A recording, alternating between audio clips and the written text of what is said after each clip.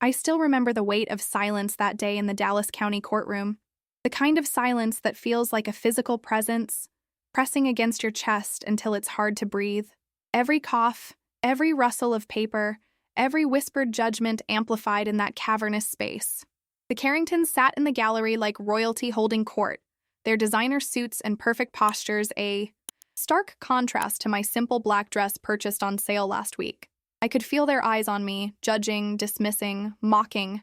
Madeline Carrington, with her immaculate blonde updo and cold blue eyes, leaned toward her brother Tyler, her voice carrying just enough for me to hear. Pathetic. She really thinks she belongs here. I wanted to shrink, to disappear into the polished marble floor, but something inside wouldn't let me. My mother's voice, perhaps, the woman who'd raised me alone, who'd worked double shifts and still found time to tell me every night, "Stand tall, Julia. No one can take your dignity unless you give it away." So I kept walking, one foot in front of the other, my modest heels echoing with each step.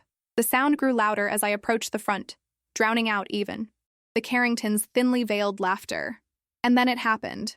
Judge Marcus Ellery, renowned for his stoic demeanor, a man who'd presided over murder trials without flinching, looked up from the estate documents. His eyes met mine, and the world shifted. His face, typically a mask of judicial indifference, drained of color. His hand, poised to shuffle papers, froze mid-motion.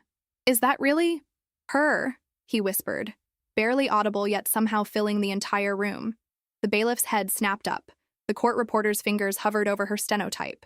Even the Carringtons fell silent, their smug expressions faltering. In that breathless moment, everyone realized the woman they had ridiculed, the daughter they had erased from family history, wasn't just a nobody. I was the rightful heiress, and the documents clutched in my trembling hands would destroy the empire they thought was theirs. This is my story. Not just about inheritance or justice, but about finding my voice when the world was determined to silence me. About reclaiming a truth that had been buried under decades of lies. And about learning that sometimes the greatest victory isn't in wealth or retribution, but in standing tall when everyone expects you to fall. I never knew I was a Carrington. Not until 3 weeks ago. For 28 years, I was just Julia Bennett, daughter of Sarah Bennett, a kind-hearted nurse who worked too hard and laughed too little. We lived in a modest 2-bedroom apartment on the east side of Dallas, the kind of neighborhood people drive through quickly with their doors locked. My father was a ghost, a taboo subject that made my mother's eyes cloud with pain whenever I asked. By 12, I'd stopped asking.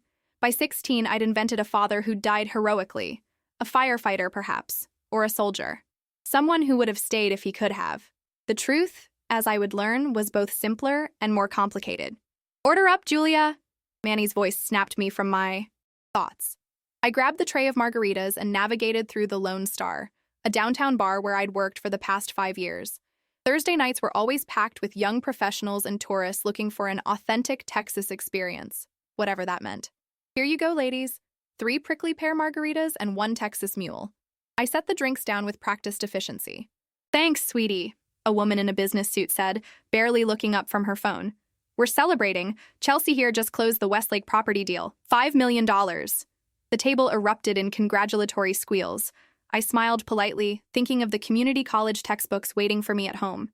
3 years of night classes, and I was halfway to a design degree. $5 million. Dollars seemed as distant as another galaxy. "Julia!" Kate's voice cut through the noise as she pushed through the crowd. Kate Holloway had been my best friend since high school. Now a junior attorney at a small firm downtown, she was the only person I knew who worked harder than I did. "Hey, you!" I hugged her quickly. "I thought you had that big case prepped tonight." Kate's face was flushed. Not from alcohol, but from something else. Excitement? Concern? I do, but... She pulled me toward the service bar, away from the crowd. "I need to talk to you, now." "Kate, I'm working. I can't just..." "It's about your mother." Kate's hazel eyes locked onto mine. "And your father." My heart stuttered. "My father? What are you talking about?" "The firm I work for. We handle estate law, probates, that kind of thing." I nodded impatiently. This wasn't news. Today, a notice came across my desk. Standard procedure for the Carrington estate hearing. Carrington, the oil family. Everyone in Dallas knew the Carringtons. Their name adorned buildings, parks, and charity galas. Old money, real money. Yes. Kate took a deep breath. Julia, your name was on the notification list as an interested party in the estate of Eleanor Carrington. I laughed, the sound sharp against the bar's ambient noise. That's ridiculous. I don't know any Eleanor Carrington. She was your grandmother. The world tilted slightly. I gripped the edge of the bar. That's impossible. My mother would have told me. Kate reached into her bag and pulled out an envelope, yellowed with age.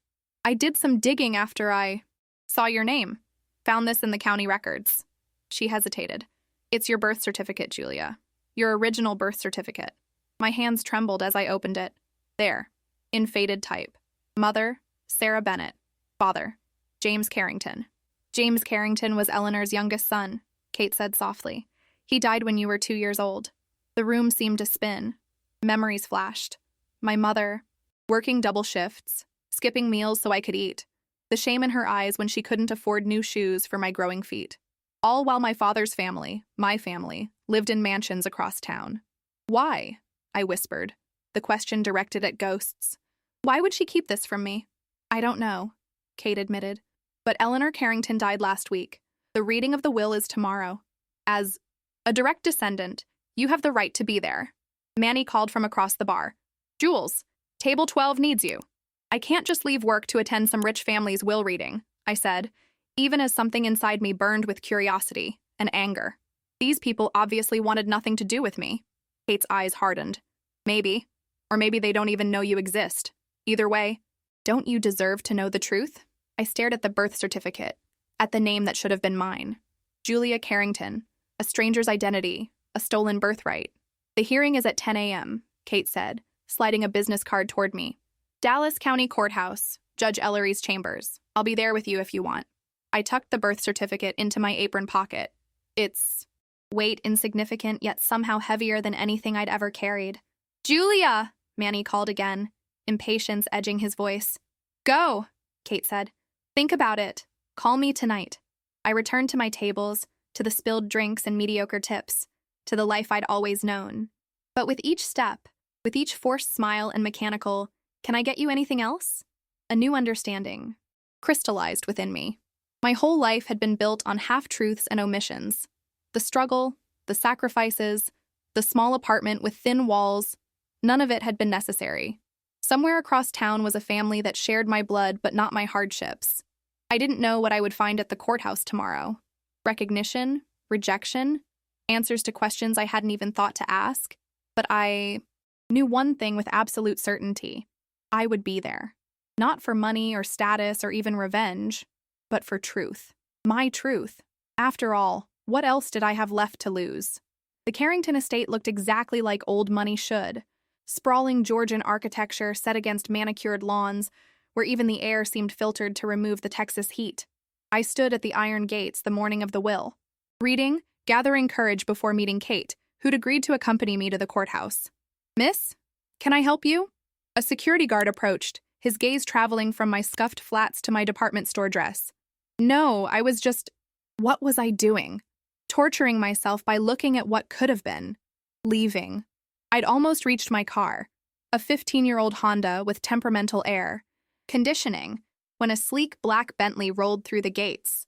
The window lowered, revealing a woman in her 60s, elegant in a way that spoke of generations of privilege. Our eyes met briefly as the car passed, and something flickered across her face. Recognition? Impossible.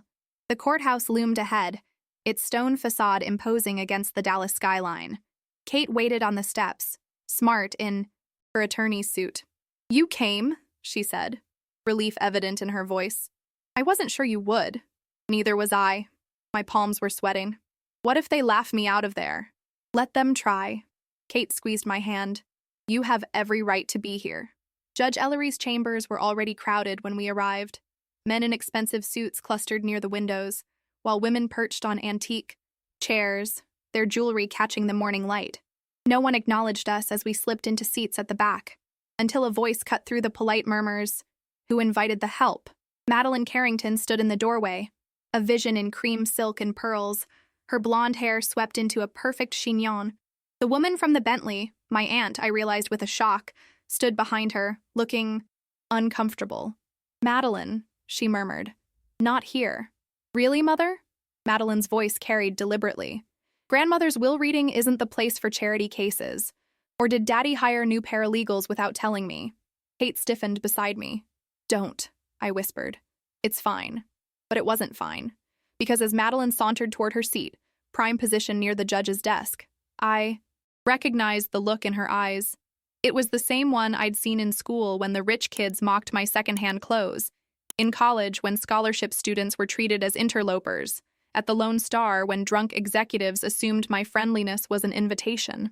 It was the look of someone who believed, bone deep, that some people simply mattered more than others. A court clerk appeared, calling for silence. All rise for the Honorable Judge Marcus Ellery. Judge Ellery was exactly as I'd imagined a Texas judge would be. Silver-haired, imposing, with the weathered face of someone who'd seen it all and judged most of it lacking. He settled behind his desk without preamble. We're here for the reading of Eleanor Margaret Carrington's last will and testament, he began, eyes scanning the room. Before we proceed, I need to confirm all interested parties are present. He read from a list. Tyler Carrington, a man in his 40s with salt and pepper hair and cold eyes, raised his hand. Present. Victoria Carrington Hayes. The woman from the Bentley nodded. Present, Your Honor. Madeline Carrington. Madeline lifted a perfectly manicured hand. Here, Judge Ellery. He continued through several names. Cousins, business partners, family friends, and then Julia Bennett. The room fell silent. Every head turned toward me as I raised my hand. Present, Your Honor. Who the hell is Julia Bennett? Tyler demanded, rising halfway from his seat. Madeline's laugh was sharp as glass. Oh, I know this one. She's the bartender from that tacky place downtown. What are you doing here, sweetie? Serving drinks? Judge Ellery rapped his gavel. Ms. Carrington, that's enough. But Judge, this is outrageous. Tyler joined in. We don't know this person. She has no business. Mr. Carrington. The judge's voice could have frozen lava. Ms. Bennett is listed as an interested party in your mother's will. That gives her every right to be here. There must be some mistake, Victoria said, her eyes finding mine across the room. My mother would never— It's no mistake, Kate interjected, standing. Kate Holloway, representing Ms. Bennett. My client is the daughter of James Carrington, making her Eleanor Carrington's granddaughter and a legal heir. The explosion was immediate. Tyler cursed. Madeline's face contorted with rage. Several cousins began talking at once. Through it all, Victoria stared at me, her face a complicated map of emotions I couldn't read. James never had a child, Tyler insisted. This is a scam, pure and simple. I found my voice, small but steady. My father was James Carrington. My mother was Sarah Bennett. The nurse? Victoria whispered, and the room fell silent again. Madeline's eyes narrowed. The gold digger who trapped James. Until grandmother cut him off? That's Sarah Bennett? Anger flared, hot and unexpected. My mother worked 60-hour weeks to put food on our table. She never took a cent from anyone. How convenient that you show up now, when grandmother's dead and can't expose your lies. Tyler sneered. Judge Ellery's gavel cracked like thunder. Enough! This is a court of law, not a family squabble. He fixed Tyler with a steely gaze. Mr. Carrington, Ms. Bennett's claim will be verified through proper channels. Until then, she stays. The reading proceeded, a blur of legal terminology and monstrous sums. Property in Aspen, art collections, investment portfolios, family heirlooms divvied up among cousins and nephews. Through it all, I sat motionless, feeling increasingly like an intruder. Then, to my granddaughter Julia Bennett, daughter of my son James, Madeline scoffed loudly. I leave the sum of $50,000 with the hope that she will find her own path, free from the Carrington name and its burdens. $50,000. More money than I'd ever seen in my life, yet a pittance compared to the millions distributed minutes before. The message was clear. Take this and disappear. As the reading concluded, Madeline approached, her smile razor-sharp. Congratulations on your windfall. Is that what you came for? A handout? I came for the truth, I said simply. Truth? She laughed. Here's truth. My grandmother knew exactly who you were and chose to give you crumbs. That's what you're worth to this family. She leaned closer, voice dropping. Cash the check and crawl back to whatever hole you came from. You're not a Carrington. You never will be. I should have walked away. Should have taken the money. Enough for tuition, for breathing room, for a life without constant struggle. But as Madeline turned, her dismissal complete, something shifted inside me. My mother had died believing she wasn't good enough. My father had been erased from family photos and memories. And I was expected to accept crumbs and gratitude. "Ms. Holloway," I said, turning to Kate, "I'd like to contest the will." "Contest the will?" Kate's eyes widened as we stepped out of the courthouse into the merciless Texas heat. "Julia, that's a major undertaking." "I know." I squared my shoulders against the weight of what I was proposing. "But something isn't right. Did you see their faces? They recognized me, or at least Victoria did." Kate guided me toward a coffee shop across the street, away from curious ears. The air conditioning hit us like a blessing as we slid into a corner booth. "Even if they recognized you," she said carefully, "contesting a will isn't about recognition. It's about legal standing. We'd need evidence that you were deliberately disinherited, or that Eleanor wasn't of sound mind." "What about my father, James? If he left something for me—" "James died over 25 years ago, Julia." Kate's voice softened with sympathy. "Any claims to his estate would have been settled long ago." I wrapped my hands around a mug of cooling coffee. "My mother never told me about any of this. Never asked for child support. Never reached out to the Carringtons. Never even told me my father's name." "Maybe she had her reasons," Kate suggested. "The way Madeline talked about her as a gold digger?" My laugh was bitter. My mother worked herself to exhaustion raising me. We lived in a 2-bedroom apartment where the heat failed every winter. If she was after Carrington money, she did a spectacularly bad job of it. Kate nodded slowly. "You need to go through her things. Look for letters, documents, anything that might explain what happened between your parents." I already did after she died. The memory of those days still ached, sorting through her modest possessions, finding nothing but medical bills and old photographs. There was nothing about the Carringtons. "Are you sure?" Kate pressed. "People hide important documents in unexpected places. Bank deposit boxes, false bottoms of drawers, taped to the back of picture frames."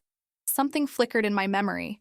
A cedar box my mother kept on her highest shelf, always locked.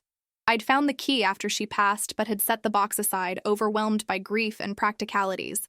Had I ever opened it? "There might be something," I admitted. "I need to check." "That's your starting point." Kate's lawyer persona emerged, focused, strategic. "Meanwhile, I'll research James Carrington's estate. If he made provisions for you that were never executed, we might have a case. And if he didn't? If my mother really did keep me from the Carringtons by choice?" Kate's expression turned resolute. "Then we respect her choice and you take the 50,000. But Julia," she leaned forward, "the way they looked at you in that courtroom, I don't think this is a simple case of estrangement. There's something else going on." That night, I returned to my apartment above a convenience store on the east side. The contrast between this life and the glimpse I'd had of Carrington luxury wasn't lost on me. My home was clean but sparse.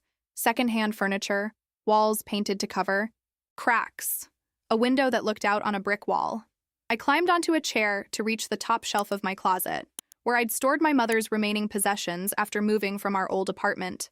The cedar box sat among photo albums and winter blankets, gathering dust. The brass key was exactly where I'd left it, in an envelope taped to the bottom. My hands trembled as I unlocked it. Inside lay items I'd never seen: a pressed white rose, yellowed with age, a man's silver pocket watch, a blue ribbon, and beneath them, a stack of letters tied with faded twine. The first envelope bore a single name in elegant script: Sarah. I unfolded the letter within, my heart racing as I began to read. "My dearest Sarah, I write this from Mother's estate in Austin, where I've been summoned like a disobedient schoolboy. She threatens disinheritance unless I come to my senses and break things off with you. I told her I would rather be poor with you than rich without you. She called me dramatic. Perhaps I am. But know this: no fortune is worth the light in your eyes when you laugh. No family name matters more than the future we're building. And no threat can make me abandon you or our child. I'll be home in 3 days. Wait for me. All my love." James' tears blurred my vision as I moved through the stack. Letter after letter, each filled with love, plans, dreams. James writing about nursery colors. James describing how he stood up to his mother. James swearing that no power on earth would keep him from us. The final letter was different, typed rather than handwritten on legal letterhead. "Ms. Bennett, As legal counsel to Eleanor Carrington, I am instructed to inform you that any claim you make regarding James Carrington or the Carrington estate will be vigorously contested. The enclosed sum is offered as final settlement of all potential claims, contingent upon your signature on the attached non-disclosure agreement. Eleanor Carrington further stipulates that all communication between yourself and the Carrington family cease immediately. Any violation of this agreement will result in legal action. I trust you understand the gravity of your position and will make decisions accordingly.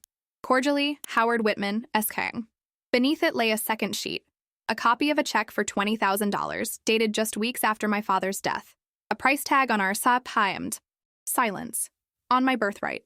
Also in the box. My father's will, clearly stating that I was to receive his shares in Carrington Industries upon reaching adulthood, with my mother as trustee until then. A will that had never been executed. The final item made my blood run cold. A newspaper clipping about James Carrington's tragic accident. A car crash on a clear night on a straight road. The article mentioned no investigation, no questions asked about why an experienced driver would suddenly veer off a familiar route. I called Kate immediately. I found something, I said, my voice shaking. A lot of somethings. I'll be there in 20 minutes. While waiting, I spread the documents across my kitchen table, arranging them chronologically. The story they told was clear. James Carrington had loved my mother, had married her against his family's wishes, had been overjoyed about my birth, and then he had died, conveniently, just as he was preparing to challenge his mother's control of the family business. Kate arrived breathless, her hair still damp from a shower. I wordlessly handed her the documents, watching her face as understanding dawned. This is... She looked up, eyes wide. Julia, this is evidence of fraud. They buried your father's will. They paid your mother to keep quiet. They may have killed him, I whispered. Kate's expression grew cautious. That's a serious accusation. The article mentions an accident. Read his last letter. I pushed it toward her. He was coming home to fight for us. And then he conveniently crashes on a road he'd driven 1,000 times? She read silently, her lawyer's mind visibly working. It's suspicious, but without evidence. What about the will? That's evidence. Yes. Kate nodded slowly. The will is crucial. If it was properly executed and witnessed, it supersedes anything in Eleanor's will. Your father left you his shares in Carrington Industries. What does that mean exactly? I need to research, but... Kate's eyes gleamed. James was Eleanor's son. If he had voting shares and those passed to you, you could be looking at controlling interest in the company. The magnitude of this possibility settled over us both. Not just money, but power. The kind of power the Carringtons had wielded without conscience. They'll fight this, I said. With everything they have, Kate agreed. They'll claim the will is fake. They'll say your mother took the settlement as legal resolution. They'll drag her name through the mud. I touched my father's watch, feeling its steady ticking beneath my fingertips. Let them try. This won't be easy, Julia. Or quick, or cheap. I don't care about the money. And in that moment, I truly didn't. I care about the truth. My father wanted me to have my birthright. My mother protected me the only way she knew how. I won't let them be erased. Kate gathered the documents carefully. We need to secure these immediately. Safe deposit box, copies with my firm, digital backups. She hesitated. And Julia? The Carringtons have resources we can't imagine. Once we file, they'll come at us hard. I know. I mean, they'll investigate every aspect of your life. Your friends, your work history, your relationships. They'll look for anything to discredit you. I thought of my simple life. Honest work, night school, no scandals or secrets beyond the occasional parking ticket. Let them look. As Kate left with the documents, I stood at my window, staring at the brick wall that had been my view for 3 years. For the first time, I looked beyond it, imagining the Dallas skyline, the Carrington building rising above the others, its windows gleaming gold in the sunset. They thought they had buried the truth along with my father. They thought my mother and I were insignificant obstacles, easily silenced with threats and money. They thought James's daughter would never rise to claim what was hers. They were wrong. The Carrington Industries headquarters dominated the Dallas skyline, 60 stories of gleaming glass and steel, a monument to oil wealth and ruthless business acumen. 3 generations had built this empire, starting with oil fields and expanding into real estate, technology, and international shipping. And according to my father's will, a significant portion of it was legally mine. Remember, Kate whispered as we rode the elevator to the executive floor, where the board of directors was meeting. We're not making accusations today. This is a formal notice of intent to claim your inheritance. I nodded, smoothing my dress, the most expensive thing I owned, purchased specifically for this meeting. The elevator doors slid open to reveal a reception area of marble and chrome, where a sleek-haired assistant eyed us with immediate suspicion. May I help you? Her tone suggested she hoped to do the opposite. Kate Holloway and Julia Bennett for the board meeting, Kate stated firmly. We're expected. I don't have you on the schedule. The woman's fingers tapped her keyboard with deliberate slowness. The board is in closed session today. Then perhaps you should inform them that James Carrington's daughter and her legal counsel are here regarding his estate. Kate's voice carried just enough to turn heads in the adjacent hallway. The assistant blanched. One moment, please. While she made a hushed phone call, I stood motionless, absorbing the reality of where I was. Somewhere in this building were people who had known my father, people who might have mourned him or celebrated his absence. Ms. Holloway, Ms. Bennett! A silver-haired man in an impeccable suit appeared, his smile not reaching his eyes. I'm Harrison Wells, General Counsel for Carrington Industries. I understand you wish to address the board? That's correct, Kate replied. We have documentation that requires immediate attention. I'm afraid the board is discussing sensitive matters today. Perhaps we could schedule the matter. Concerns ownership shares currently being voted by board members who may not have legal right to them. Kate interrupted smoothly. I believe that makes our business rather urgent, Mr. Wells. His smile tightened. Wait here. 10 minutes later, we were ushered into a boardroom where 15 people sat around a massive table, their expressions ranging from curious to openly hostile. Tyler Carrington occupied the head chair, his father's position, I presumed, with Madeline and Victoria flanking him. This is highly irregular, Tyler began, not bothering with introductions. Our counsel informs me you have some claim regarding my brother's estate. My client is exercising her legal right to claim her inheritance, Kate replied, placing a folder on the table. These are copies of James Carrington's will, properly executed and witnessed, leaving his shares in Carrington Industries to his daughter, Julia Bennett. Madeline's laugh was sharp. This is absurd. James never had a daughter. Perhaps you should explain that to your mother, I said quietly. She seemed to recognize me quite clearly at the will reading. All eyes turned to Victoria, whose composure faltered momentarily. There was a resemblance, that's all. A resemblance to James? I pressed. Or to this. I slid a photograph across the table, my father holding me as an infant, his smile radiant. The boardroom erupted. Several members spoke at once. Harrison Wells seized the photograph, examining it with narrowed eyes. Tyler remained stonily silent, his knuckles white against the polished table. This proves nothing, Madeline snapped. A man holding a baby. How convenient that he's not alive to dispute your story. Convenient for whom? I asked, my voice steady despite my racing heart. My father died returning from a meeting with Eleanor, a meeting where he intended to challenge her control of this company. His car crashed on a clear night on a road he knew perfectly. Weeks later, my mother received a settlement offer contingent on her silence. Harrison Wells cleared his throat. Ms. Bennett, these are serious accusations. They're facts, Mr. Wells. Kate opened her folder, distributing copies of documents to each board member. James Carrington's will, witnessed and notarized. His marriage certificate to Sarah Bennett. Julia's birth certificate. Letters establishing his intent to secure Julia's future within the company. Even if these documents are legitimate, a gray-haired board member interjected, any claim would have expired years ago. Statutes of limitation don't apply in cases of deliberate concealment, Kate finished. The Carrington family actively suppressed James's will and pressured his widow into silence. Julia only discovered these documents recently. Tyler finally spoke, his voice icy. This is a shakedown, pure and simple. You found some old papers and cooked up a story hoping for a settlement. He turned to the board. My brother never mentioned a child. Mother certainly never acknowledged one. Curious, then, that she left Julia $50,000 in her will, Kate countered. Why leave anything to a stranger? Conscience money, Victoria said unexpectedly, her voice barely audible. Every head turned toward her. Mother? Madeline's voice sharpened with warning. Victoria stared at her manicured hands. Eleanor knew about the child. James told her before the accident. The room fell silent. Victoria? Tyler's tone was dangerous. This is neither the time nor place. When is the time, Tyler? Victoria suddenly, looked much older, the carefully maintained facade cracking. It's been 26 years. James is still dead. His daughter is sitting right here. And Mother took those secrets to her grave. This meeting is adjourned, Tyler declared, standing abruptly. Harrison, handle this. He strode from the room, Madeline close behind him. As the board members filed out, murmuring among themselves, Victoria lingered. When we were alone, she approached me slowly, her eyes searching my face. You have his eyes, she said softly, and his stubbornness, it seems. Did you know? I asked, the question that had burned inside me for weeks. Did you know about me all these years?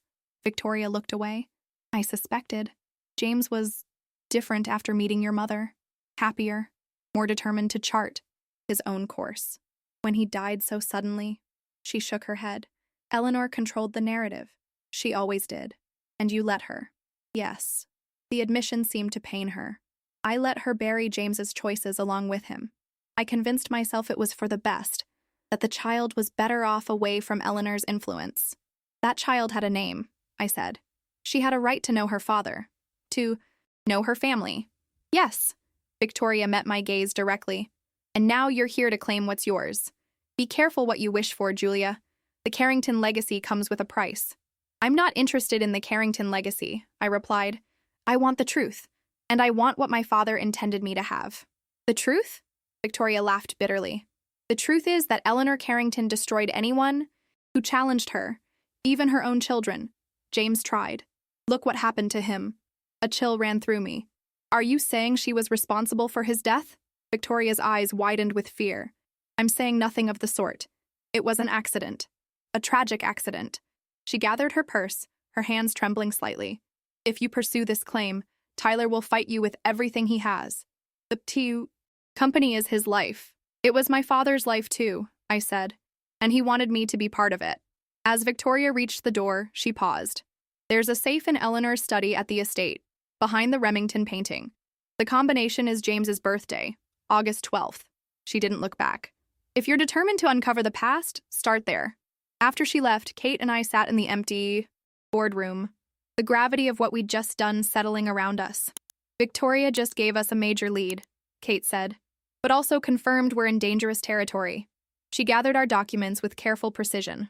They're going to attack the will's validity first. We need to get depositions from the witnesses immediately if they're still alive. I barely heard her, my mind fixed on Victoria's words. Eleanor Carrington destroyed anyone who challenged her, even her own children. Julia? Kate's voice broke through my thoughts. Where do you want to go from here? I thought of my mother, working double shifts to make rent, of my father, whose face I knew only from photographs, of a grandmother who had erased my existence to protect her empire.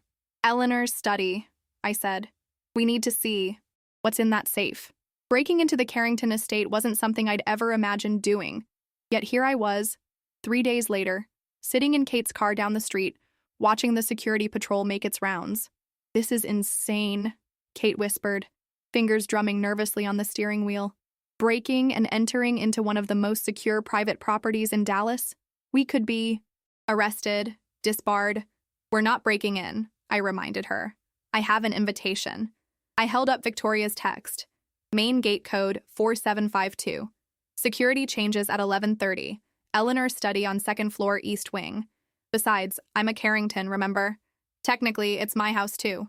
Kate didn't smile at my weak attempt at humor. Victoria could be setting us up. Have you considered that? This could be Tyler's way of catching us doing something illegal to discredit our case. I'd considered it. I'd considered everything. Lying awake at night, replaying Victoria's words, the fear in her eyes when she'd mentioned my father's death. But deeper than my fear was a certainty that had settled in my bones. The answers I needed were in that house. You can wait here, I offered. This was my idea. If anyone gets caught, don't be ridiculous. Kate checked her watch. It's 11:25. The security shift changes in 5 minutes. We go together. At precisely 11:30, we approached the service entrance, hidden from street view by a row of immaculately trimmed hedges. The keypad beeped softly as I punched in the code. A moment later, the gate swung open. Stay on the gravel, Kate whispered. Fewer footprints. We hurried across the grounds, keeping to the shadows of ancient oak trees. The house loomed ahead, most windows dark except for a soft glow from what must have been the kitchen area. According to Victoria, most staff left by 10 own, leaving only the night security and Eleanor's longtime housekeeper, Mrs. Winters, who was practically deaf and slept on the far side of the mansion. The Wa-a-mai service door opened with a second code Victoria had provided. We found ourselves in a dim hallway that smelled of lemon polish and old money. East wing, I murmured, orienting myself. Second floor. We moved silently through the house, past rooms filled with antiques worth more than everything I'd ever owned, past oil paintings of stern-faced Carringtons, their eyes seeming to follow our progress, past a library where leather-bound books lined walls that stretched 2 stories high, a life my father had walked away from, for my mother, for me. The grand staircase creaked despite our careful steps. At the landing, Kate froze. "Did you hear that?" she whispered. We stood motionless, hardly breathing. From somewhere deep in the house came the faint sound of a door closing. Probably the housekeeper, I said, hoping it was true. Eleanor's study was exactly where Victoria had described, at the end of the east hallway, a heavy oak door standing sentinel. It swung open silently, revealing a room that seemed frozen in time. Unlike the formal opulence of the rest of the house, this space felt lived in. A large desk dominated the center, its surface organized with mathematical precision. Bookshelves lined the walls, interspersed with photographs. Not the formal portraits I'd expected, but candid shots. Family vacations, graduations, moments of genuine happiness. And there, prominently displayed on the desk, a young man with my eyes and a carefree smile. James. The Remington, Kate reminded me, gesturing toward the wall behind the desk. The painting depicted a cowboy on a horseback, silhouetted against a Texas sunset. I carefully lifted it from its hooks, revealing a wall safe, just as Victoria had described. My hands trembled as I dialed the combination, 808-1267, my father's birthday. The mechanism clicked, and the door swung open. Inside lay several folders, a small jewelry box, and a leather-bound journal. I handed the folders to Kate and reached for the journal, the leather cool beneath my fingers. "It's Eleanor's," I whispered, flipping through pages filled with neat, precise handwriting. "These are daily entries, going back decades." Kate was already scanning the folders. "These are financial records, shell companies, offshore accounts. Julia, this looks like evidence of serious financial misconduct." But I barely heard her, my attention fixed on an entry from June 1997, 1 month before my father's death. James came today with his ultimatum. Either I acknowledge Sarah and the child, or he goes public with what he found in the Brazos Valley accounts. His own mother. My son has become my enemy. I offered compromise. The Bennett woman can have a settlement, the child can have a trust, but the Carrington name stays clean. He refused, said he'd rather destroy the company than let me control his family's future, that no empire is worth building on lies. Sentiment, always his weakness. My breath caught as I turned the page. July 18th, 1997. It's done. Harrison arranged everything. The road, the timing, the driver. Clean, unquestionable. An accident, just as we discussed. Tyler understands what was necessary. Victoria suspects, but won't. Challenge me. She never does. The Bennett woman received our offer today. Harrison assures me she'll accept. Women like her always do when faced with the alternative. James forced my hand. I protect what's mine. The child was never a Carrington. Will never be a Carrington. Some bloodlines are best diluted to extinction. I nearly dropped the journal, nausea rising in my throat. "Kate," I whispered. "They killed him. They actually killed him." Kate looked up from the financial documents, her face pale. "What?" I thrust the journal toward her, my hands shaking uncontrollably. As she read, horror dawning on her face, a voice spoke from the doorway. "I always told Mother that keeping journals was dangerous." We whirled to find Tyler Carrington leaning against the doorframe, a tumbler of whiskey in one hand. "How long have you been there?" Kate demanded, instinctively stepping in front of me. "Long enough." Tyler sipped his drink, unnervingly calm. "Victoria texted that you might be paying us a visit tonight. She's always had a misplaced sense of justice." "Justice?" My voice shook with rage. "You helped murder my father." Tyler's expression hardened. "I protected this family's legacy. James was willing to destroy everything our grandfather built, everything our father expanded, all for a nurse he met at a charity function and the bastard she bore him. That bastard is your niece." Kate's voice was ice. And you're confessing to conspiracy to commit murder. Tyler laughed, the sound echoing off book-lined walls. Am I? To whom? No one will believe the word of a gold-digging imposter and her ambulance-chasing lawyer, especially when they broke into a private residence to steal family heirlooms. The journal— What journal? Tyler stepped fully into the room. There is no journal. There are no financial records. There's just two desperate women who concocted a scheme to extort money from a grieving family. People know we're here. I bluffed. The documents are already copied, secured. No, Julia, they're not. Tyler's smile was almost pitying. You've been careful. Secretive. Telling no one but Kate here about your little treasure hunt. He glanced at his watch. The police should be arriving in about 3 minutes. Anonymous tip about intruders at the Carrington estate. Such a shame. Kate stepped forward. This won't work, Tyler. The truth is already out there. Julia has her father's will. The board members saw the evidence. Victoria knows. Victoria is a sentimental fool who'll recant any statement once she sobers up.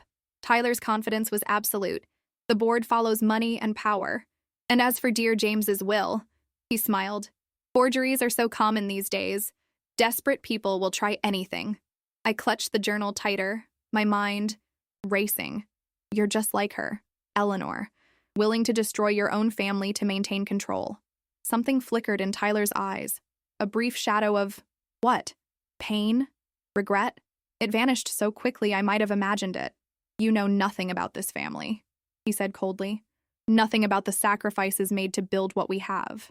I know my father died because he wouldn't sacrifice me. Tyler's jaw tightened.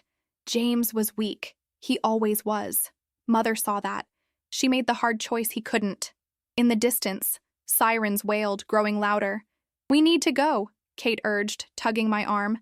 Now. The evidence— I clutched the journal. Won't help us if we're arrested, she hissed. Trust me. Tyler made no move to stop us as we edged toward the door. His certainty was more terrifying than any threat. The absolute confidence of a man who had never faced consequences. You can run, he called after us. But remember this, Carringtons always win. It's in our blood. We fled through the darkened house, down the service stairs, out into the night, just as police cars turned into the main drive, their lights painting the manicured lawns in surreal blue and red. In the cow, safety of Kate's car, speeding away from the estate, I finally allowed myself to tremble. He was there, I whispered. He knew about my father's murder. He helped plan it. Kate's knuckles were white on the steering wheel, and we can't prove it. We left the evidence behind. Not all of it. Kate glanced over, confused. I reached into my jacket and pulled out the small item I'd slipped into my pocket just before we fled, the jewelry box from Eleanor's safe. Inside lay a single item, a silver pocket watch, identical to the one in my mother's memory box, engraved on the back, to my son James. Strength comes from truth, not power. Love, Dad. It doesn't prove the murder, Kate said cautiously. No, I agreed. But it proves James was my father, and it proves Eleanor kept it hidden all these years. I closed my fingers around the cool silver. It's a start. 2 weeks after our nighttime visit to the Carrington estate, we stood before Judge Marcus Ellery, formally presenting my petition to recognize James Carrington's will and my claim to his estate. The courtroom was packed, not just with Carringtons and their legal team, but with reporters, curious lawyers, and Dallas socialites. Sensing scandal. Word had spread quickly about the bartender claiming to be James Carrington's long-lost daughter. Tyler sat directly behind his attorneys, immaculately dressed and utterly composed. If he harbored any concern about our encounter at the estate, it didn't show. Beside him, Madeline radiated cold fury, whispering constantly to Harrison Wells. Victoria was conspicuously absent. All rise, the bailiff announced, the Honorable Judge Marcus Ellery presiding. Judge Ellery entered, his silver hair and lined face giving him the appearance of a weathered eagle. His eyes swept the courtroom, pausing momentarily on me. Be seated, he instructed, arranging his papers. We're here regarding petition CV 2025-87631, Bennett vs. Carrington Estate. Ms. Holloway, you may proceed. Kate rose, the picture of professional confidence despite the weight of what we faced. Your Honor, we're asking the court to recognize and enforce the last will and testament of James Carrington, deceased, which bequeaths his shares in Carrington Industries and associated holdings to his daughter, Julia Bennett. And where has this will been for the past 26 years? Judge Ellery asked, peering over his glasses. In the possession of Sarah Bennett, Your Honor, who was subject to coercion and intimidation by the Carrington family immediately following James's death. Only after her recent passing did Ms. Bennett discover the will among her mother's effects. Harrison Wells rose smoothly. Your Honor, the Carrington family categorically denies these inflammatory allegations. No valid will exists. The document presented is, at best, a draft never properly executed, and at worst, a complete fabrication. Judge Ellery nodded. I've reviewed the submissions from both parties. Before we proceed further, I have questions about the provenance of this document. Ms. Holloway, you claim this will was properly executed and witnessed? Yes, Your Honor. Kate produced affidavits from our investigative work. We've located one surviving witness, Raymond Decker, who was James Carrington's personal attorney at the time. His sworn statement confirms he witnessed the signing, along with James's assistant, Helen Myers, now deceased. Judge Ellery studied the papers. Mr. Wells? Raymond Decker was terminated from his law firm for ethical violations 3 years after James's death. Wells countered. Hardly a reliable witness. Furthermore, the document itself shows signs of alteration, specifically the beneficiary section. That's categorically false, Kate responded sharply. Judge Ellery raised a hand for silence. I'll hear testimony from Mr. Decker directly. Is he present? A frail man in his 70s rose from the gallery. Yes, Your Honor. Step forward and be sworn. In, sir. As Raymond Decker made his way to the witness stand, I noticed Tyler leaning forward, his expression suddenly intent. A chill ran through me as I recalled his confidence that night at the estate. Desperate people will try anything. After being sworn in, Decker settled in the witness chair, his hands trembling slightly. Mr. Decker, Kate began, could you please tell the court about your relationship with James Carrington? I was his personal attorney from 1994 until his death in 1997, Decker replied, his voice stronger than his appearance suggested. I handled his private legal matters, separate from Carrington Industries' corporate counsel. And did you witness James Carrington executing a will in April 1997? I did. Decker nodded firmly. James was concerned about providing for his wife, Sarah, and their daughter, Julia. He specifically wanted to ensure his shares in Carrington Industries would pass to Julia upon his death, with Sarah as trustee until Julia reached adulthood. Was the will properly executed according to Texas law? Absolutely. 2 witnesses, myself and Helen Myers, notarized same day. I retained the original in my files, with copies, provided to James and Sarah. Kate nodded. What happened after James's death? Decker's expression darkened. Eleanor Carrington happened. She summoned me to her office, demanded all copies of the will. When I refused, citing attorney-client privilege, she had me fired from my firm. They were heavily dependent on Carrington legal business. His voice shook with long-buried anger. I was blackballed from every major firm in Texas. My career was effectively over. Objection, Wells interrupted. Hearsay and irrelevant. Your Honor, Kate countered. This speaks directly to the systematic suppression of James Carrington's will and the intimidation of those who sought to uphold it. Judge Ellery considered, then nodded. I'll allow it. Continue, Mr. Decker. I tried to contact Sarah, Decker continued, to tell her to protect the will, to fight for Julia's inheritance, but she'd already been approached by Harrison Wells with their settlement offer. He looked directly at Wells. $20,000 and a lifetime of silence. Quite a bargain for controlling interest in a billion-dollar company. Wells rose for cross-examination, his approach measured, almost sympathetic. Mr. Decker, you testified that your career suffered after James's death. That must have been difficult. It was devastating, Decker admitted. Financially ruinous, even? Yes. Wells nodded understandingly. Have you been drinking today, Mr. Decker? The question hung in the air, shocking in its bluntness. Objection. Kate was on her feet. Inflammatory and irrelevant. It goes to the witness's reliability, Your Honor, Wells argued. I'll allow it, Judge Ellery said. But tread carefully, Mr. Wells. Decker's face flushed with anger. No, sir, I have not been drinking. But you have struggled with alcoholism, haven't you? Since your professional setbacks? I've had problems, Decker admitted stiffly. I've also been sober for 12 years. Wells produced a folder. Your Honor, I have here police reports of 3 DUI arrests for Mr. Decker, the most recent just 14 months ago. Hardly 12 years of sobriety. The courtroom murmured. I glanced at Kate, whose face had gone rigid.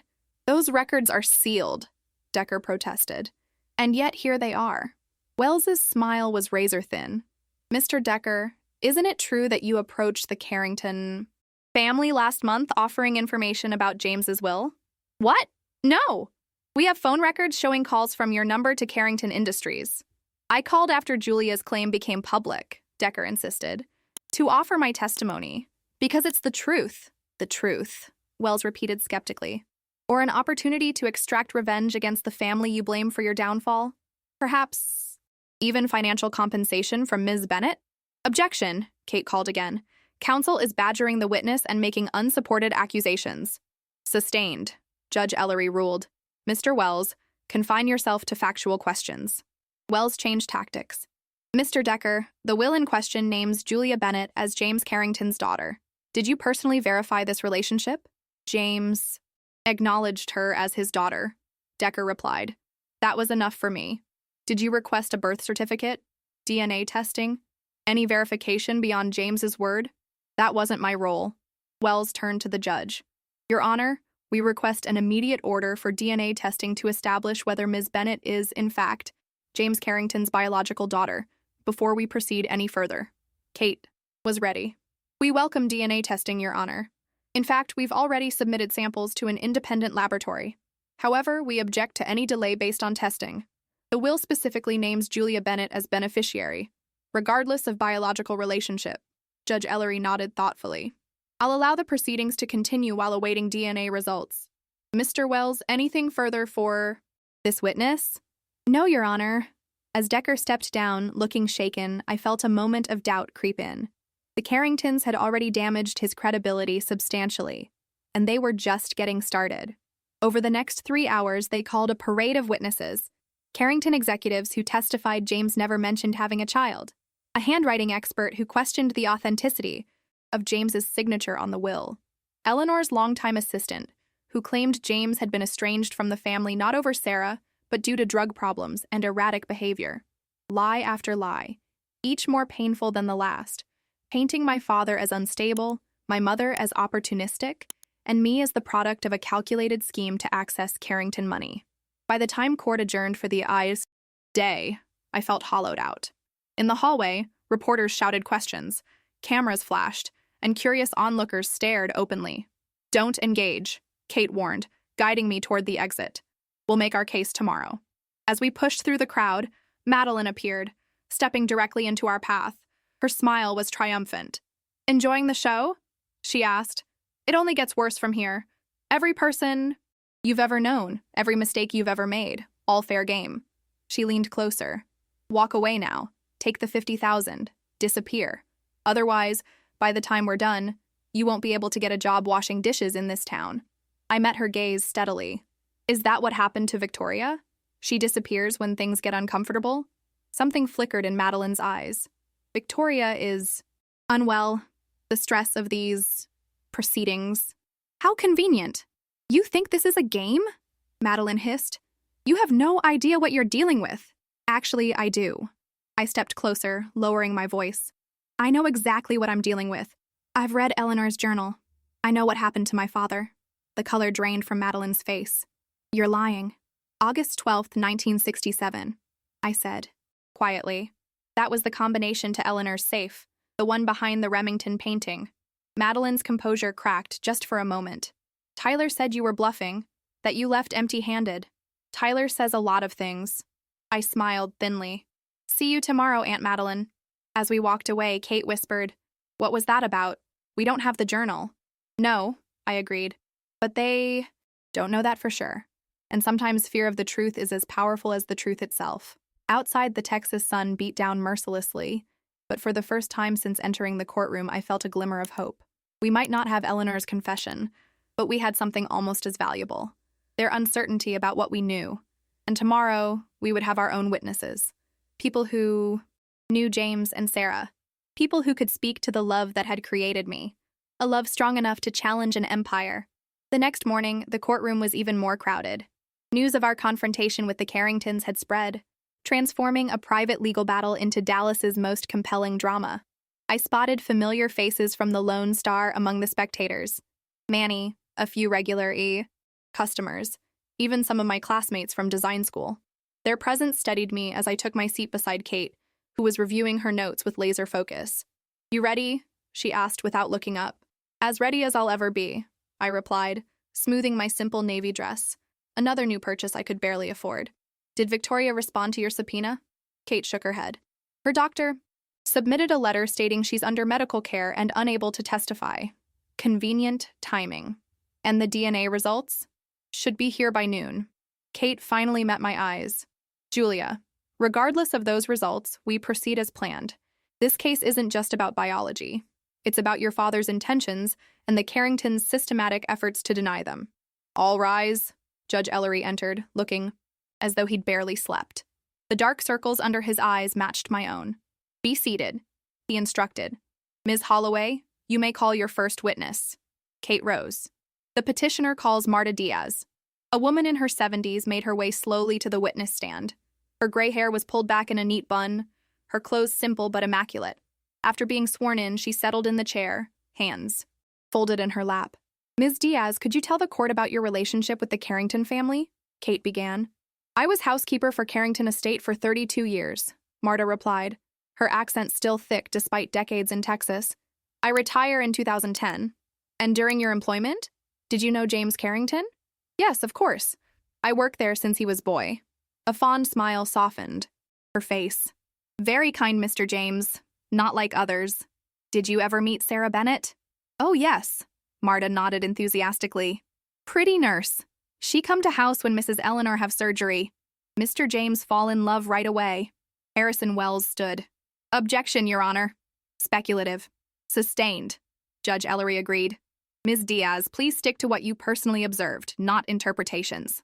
Kate adjusted smoothly. "Ms. Diaz, did you ever see Sarah Bennett at the Carrington estate after her initial work there?" "Yes, many times." "Mr. James bring her for dinner, for parties?" "Mrs. Eleanor not happy, but Mr. James not care." "Did you ever meet their child, Julia?" Marta's eyes found me in the courtroom, her expression softening. "Yes, beautiful baby. Mrs. Eleanor never want to see her, but Mr. James bring her anyway, say, 'This my daughter Marta, this is Carrington heir.'" I felt tears prick my eyes at this simple confirmation of what I'd always wanted to believe, that my father had wanted me, had been proud of me. "And how did Eleanor Carrington react to Julia's visits?" Kate asked. "Objection," Wells interrupted again. "Hearsay." "Your Honor," Kate countered, "Ms. Diaz was present. In the household, she directly observed interactions between family members." Judge Ellery nodded. "Overruled. The witness may answer." Marta's expression turned troubled. "Mrs. Eleanor very angry. I hear fights. Mrs. Eleanor say Mr. James disgrace family with that woman and her child. Mr. James say Julia is Carrington, whether Mrs. Eleanor like it or not." "When did these visits stop?" "After Mr. James die," Marta said simply. "Mrs. Eleanor change all locks, hire new security, say Sarah Bennett not welcome, say baby never come back to house." Kate nodded. "Ms. Diaz, did you ever hear Eleanor Carrington discuss James's death?" Marta hesitated, glancing nervously toward Tyler and Madeline. "Ms. Diaz?" Kate prompted gently. "Night after funeral," Marta finally said, her voice dropping. "Mrs. Eleanor in study with Mr. Tyler. I bring tea. They not see me at door. Mrs. Eleanor say, 'It necessary, for family. James leave us no choice.'" The courtroom erupted in murmurs. Judge Ellery gavelled for silence. "And Mr. Tyler's response?" Kate asked. "He say, 'I know, Mother. I take care of everything.'" I watched Tyler's face across the courtroom, impassive, revealing nothing. Beside him, Madeline whispered frantically to Harrison Wells. "Thank you, Ms. Diaz," Kate concluded. "No further questions." Wells approached the witness stand, his manner condescending. "Ms. Diaz, you worked as a housekeeper, cleaning, cooking, laundry. Not exactly privy to family business discussions, were you?" Marta lifted her chin. "I work 32 years in that house. See everything. Hear everything. Mrs. Eleanor think I stupid because I have accent. Think I invisible because I serve tea, but I see. What you claim to have heard could have referred to anything," Wells pressed. "Business decisions, legal matters. You're interpreting ordinary conversations through a lens of suspicion. I know what I hear, Marta insisted. You were fond of James, weren't you? Everyone loved Mr. James.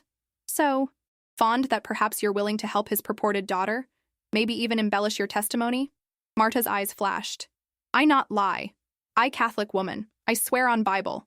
No further questions, Wells concluded dismissively. As Marta stepped down, Kate called our next witness, Dr. Elijah Thompson, the obstetrician who delivered me 28 years ago. Dr. Thompson, Kate began after preliminaries. Did you provide prenatal care to Sarah Bennett and deliver her daughter, Julia? I did, the silver-haired doctor confirmed. Sarah was a nurse at my hospital, a lovely woman, dedicated to her patients. During her pregnancy, did Sarah ever discuss the father of her child? Yes. She told me the father was James Carrington and that they were very much in love but facing family opposition to their relationship. Did you ever meet James Carrington? Several times. He attended prenatal appointments when he could, was present for the birth. I remember because it was unusual in those days for fathers to be so involved, especially men of his social position. Kate produced a document. I'm entering into evidence hospital records from Julia Bennett's birth, showing James Carrington listed as father and his signature on the birth certificate application. As the document was passed to Judge Ellery, I watched the Carrington team huddling, clearly unsettled by this concrete evidence. Dr. Thompson, Kate continued, did James Carrington ever express his feelings about becoming a father? The doctor smiled. I remember him pacing the waiting room, telling anyone who would listen that his daughter would change the world someday. He brought cigars, handed them out to the entire maternity ward staff. Not typical behavior for a man uncertain of his paternity. No further questions. Wells's cross-examination attempted to suggest hospital records could have been falsified, that James's presence didn't prove paternity, that memories fade after 28 years. But Dr. Thompson remained unshaken, his testimony standing strong. Throughout the morning, Kate called more witnesses, my mother's best friend, who testified about James and Sarah's relationship, my childhood pediatrician, who recalled James attending my early checkups, even my elementary school principal, who remembered James attending a parent conference shortly before his death. Person by person, we reconstructed the truth that had been systematically erased, that James Carrington had been my father in every way that mattered, that he had loved me, claimed me, planned for my future. Just before lunch, a court officer approached the judge, handing him a sealed envelope. The DNA results, Kate whispered to me. This is it. Judge Ellery opened the envelope, reading its contents carefully. His expression revealed nothing as he looked up. We'll take our lunch recess now, he announced. Court will resume at 1:30. As people began filing out, the judge added, Counselors, a word in my chambers, please. Kate squeezed my hand. Wait here. It'll be fine. I sat alone in the emptying courtroom, trying to calm my racing heart. The DNA results shouldn't matter. The will named me. Specifically, regardless of biology. Yet I knew they could sway perception dramatically. Across the aisle, Tyler and Madeline remained seated, heads bent in intense conversation. Neither looked in my direction. A court officer approached me. Ms. Bennett, Judge Ellery asks that you join them in chambers. Heart pounding, I followed him through a side door, down a hallway, and into the judge's private office. Kate stood near the window, her expression unreadable. Harrison Wells leaned against a bookshelf, arms crossed defensively. Judge Ellery sat behind his desk, the DNA report open before him. Ms. Bennett, please sit down, he said, gesturing to an empty chair. I did as instructed, hands clasped tightly in my lap. I've reviewed the DNA results, Judge Ellery began. Given their significance, I wanted to address them privately before proceeding. He paused, studying me intently. The comparison between your DNA and the sample from James Carrington's hairbrush, preserved in the Carrington family archives, shows a 99.97% probability of paternity. Relief flooded through me, not because I had doubted, but because one more lie had been stripped away. This doesn't change our legal strategy, Kate said quickly. The will's validity stands regardless. But it certainly eliminates one avenue of challenge, Judge Ellery observed. Mr. Wells, I assume the Carrington family will adjust their approach accordingly? Wells looked deeply uncomfortable. We will need to consult with our clients, Your Honor. Of course. Judge Ellery closed the folder. We'll resume at 1:30. As planned. I suggest everyone use this time to consider their positions carefully. In the hallway outside, Kate pulled me aside. This is huge, Julia. They can't claim you're an imposter anymore. They can't question your paternity. They'll find something else, I said, remembering Tyler's absolute certainty. Carringtons always win. Maybe. Kate's smile was grim but determined. But their options are narrowing. And this afternoon, you take the stand. When court resumed, the energy had shifted palpably. News of the DNA results had somehow leaked, spreading through the courthouse like wildfire. The gallery was standing room only, faces eager for the final act in what had become Dallas's most compelling real-life drama. Victoria Carrington sat in the front row behind her family's legal team, pale, composed, but visibly tense. Our eyes met briefly as I took my seat. She gave an almost imperceptible nod. "The court calls Julia Bennett," Judge Ellery announced.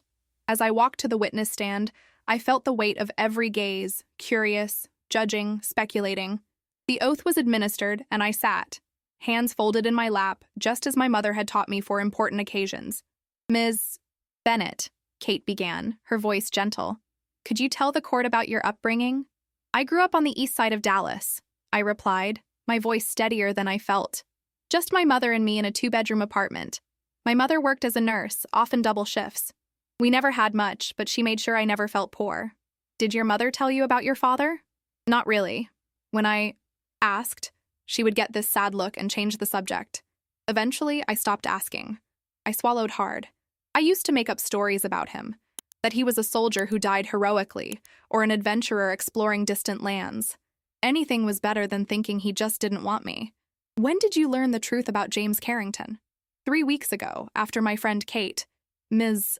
Holloway, discovered my name on the notification list for Eleanor Carrington's will reading. I described finding the birth certificate, the shock of recognition, the decision to attend the hearing. "And after the will reading, what did you do?" "I went through my mother's belongings again, more carefully this time.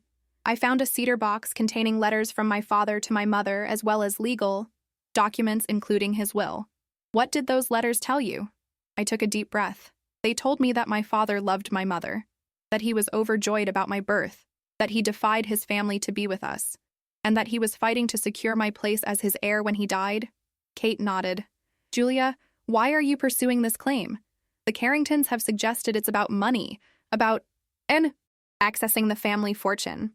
"It's about truth," I said simply. "My whole life has been built on half-truths and omissions. My father was erased from my history. My mother lived in fear and silence. I grew up thinking I wasn't wanted, when in reality, my father loved me enough to fight his entire family for me." I met Tyler's gaze across the courtroom.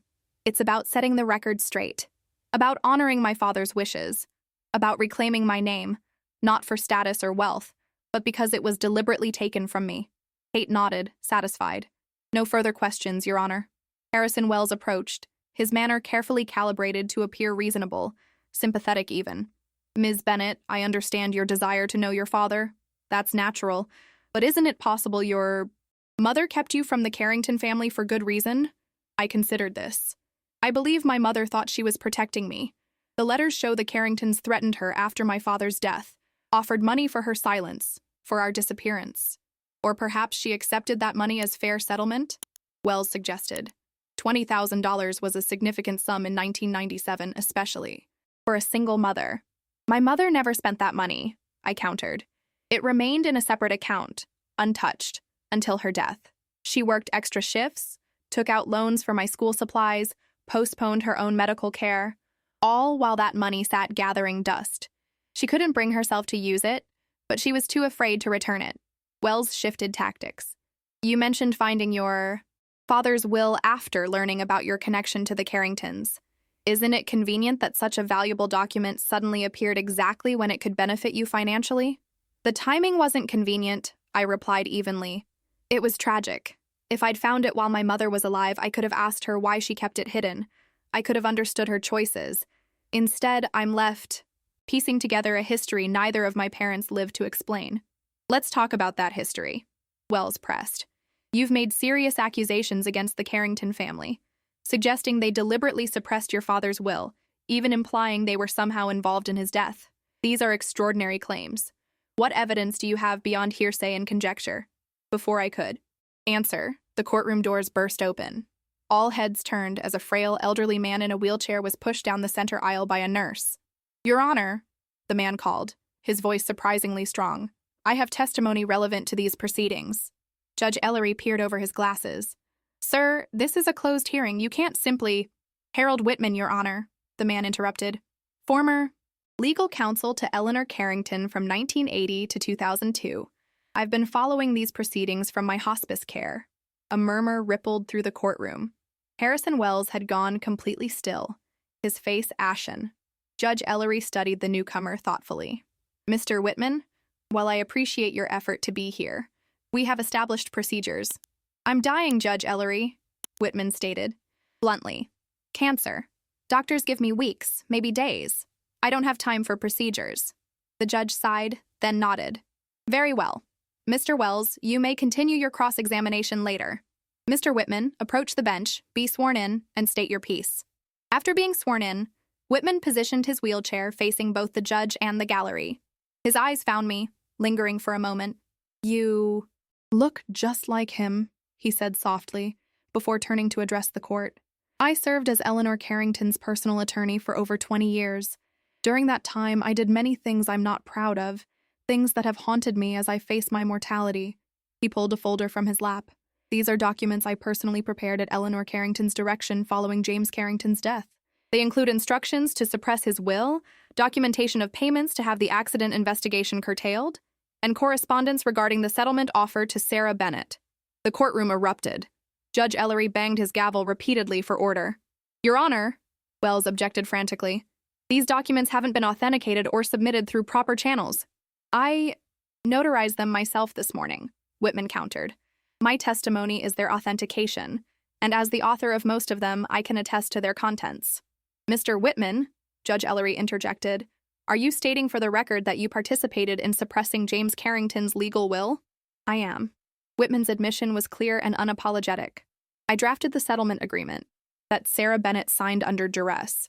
I helped conceal James's legitimate will from probate court. And, he hesitated, then continued, I was present when Eleanor and Tyler Carrington discussed arrangements for what they called James's accident. The silence that followed was absolute. Every eye turned to Tyler, who sat perfectly still, his expression unreadable. Whitman continued, his voice stronger now, as if unburdened by confession. I've spent 26 years rationalizing my actions, telling myself I was just following client instructions, just doing my job. But watching this young woman fight for her birthright, seeing the Carringtons attempt the same tactics against her that they used against her parents, I can't take these secrets to my grave. Judge Ellery studied the elderly attorney thoughtfully. Mr. Whitman, why come forward now? Why not when James Carrington died? Fear, Whitman answered simply. Fear of Eleanor Carrington, who could destroy careers with a phone call. Fear of losing my position, my reputation. And later, shame. Too much time had passed. Too many lies compounded. He looked directly at me. I'm sorry, Ms. Bennett. Your father deserved you better. You deserved better. As court officers collected Whitman's documents, Harrison Wells huddled with Tyler and Madeline, their conversation intense and agitated. Victoria sat apart, her eyes closed as if in silent prayer. Judge Ellery called a 30-minute recess to review the new evidence. As the gallery buzzed with speculation, Kate turned to me, her expression a mix of shock and vindication. I did not see that coming, she whispered. Neither did they, I replied, watching the panic spreading through the Carrington legal team. When court resumed, Harrison Wells requested permission to approach the bench. After a brief, hushed conference, Judge Ellery addressed the court. Counsel informs me that the Carrington family wishes to propose a settlement rather than continues. These proceedings, we will recess while the terms are discussed. Court will reconvene at 3 p.m. In a small conference room down the hall, Kate and I sat across from Wells, Tyler, and Madeline. Victoria had chosen to join our side of the table, ignoring her family's glares. Here are our terms, Wells began without preamble. Carrington Industries will acknowledge Julia Bennett as James Carrington's biological daughter. She will receive a trust equal to what James would have inherited, approximately $50 million. In exchange, she drops all claims to voting shares in the company and signs a confidentiality agreement regarding the circumstances of James's death. Kate looked to me. Julia? I studied Tyler's face, the barely contained rage, the calculation behind his eyes. Even now, facing exposure and defeat, he was looking for ways to maintain control. "No," I said quietly. Wells blinked in surprise. "No? Ms. Bennett, $50 million is an extremely generous offer, especially considering—" "I don't want your money," I interrupted. "I want my father's shares. I want my seat on the board. I want the truth acknowledged publicly, not buried under another confidentiality agreement." Madeline laughed bitterly. "You think you can just walk into our company and take over? You know nothing about running Carrington Industries." "I'm a quick learner," I replied. "My father believed I could do it. That's enough for me." Tyler finally spoke, his voice cold. "What will it take then? Name your price." I met his gaze steadily. "Justice for my father. Recognition of who I am. And your resignation, Tyler. You were involved in his death. You can't continue leading his company." The room fell silent. Victoria reached across the table, covering my hand with hers. "I'll support you," she said quietly. "On the board. In the company. It's time for change." Tyler's face contorted with fury. "You naive little—" "Enough, Tyler," Victoria interrupted. "It's over. Harold Whitman's testimony changes everything. Fight this, and you'll face criminal charges, not just civil penalties." "Listen to your mother," I said, rising from my chair. "It's time to let go." 3 hours later, I stood on the courthouse steps, blinking in the harsh sunlight as cameras flashed and reporters shouted questions. Kate stood protectively at my side as I approached the key. Microphone. Today, justice was served, not just for me, but for my parents, James and Sarah Carrington. I paused, the name still feeling strange on my tongue. The settlement approved by the court acknowledges me as James Carrington's daughter and rightful heir. I will assume my father's position on the board of Carrington Industries, with full voting rights to his shares. More questions erupted. I raised a hand for silence. I want to be clear about one thing. This was never about money or power. It was about truth, about reclaiming a history that was stolen from me. I took a deep breath. The details of my father's death will be referred to the district attorney's office for review. I leave that matter in their hands. A reporter shouted, "What happens to Tyler Carrington?" "Mr. Carrington has resigned from Carrington Industries, effective immediately." I didn't mention the sealed agreement that would keep him from prosecution in exchange for that resignation and his cooperation with authorities. Some justice was better than none. "What about the company?" another called. "Do you plan to make changes?" I smiled, thinking of the ideas already forming: scholarships for nursing students like my mother, affordable housing initiatives in East Dallas, transparency measures throughout the corporate structure. "Yes," I said simply. My father believed in building bridges, not walls, in shared prosperity, not hoarded wealth. Carrington Industries will reflect those values moving forward. As the press conference ended, I spotted Manny and my coworkers from the loan. Star cheering from the edge of the crowd. Kate hugged me tightly. Victoria waited nearby, a tentative smile on her face. The beginning, perhaps, of the family connection my father had always wanted for me. I thought of my mother, who had protected me the only way she knew how. Of my father, who had loved me enough to challenge an empire. Of all the sacrifices and silences that had shaped my life.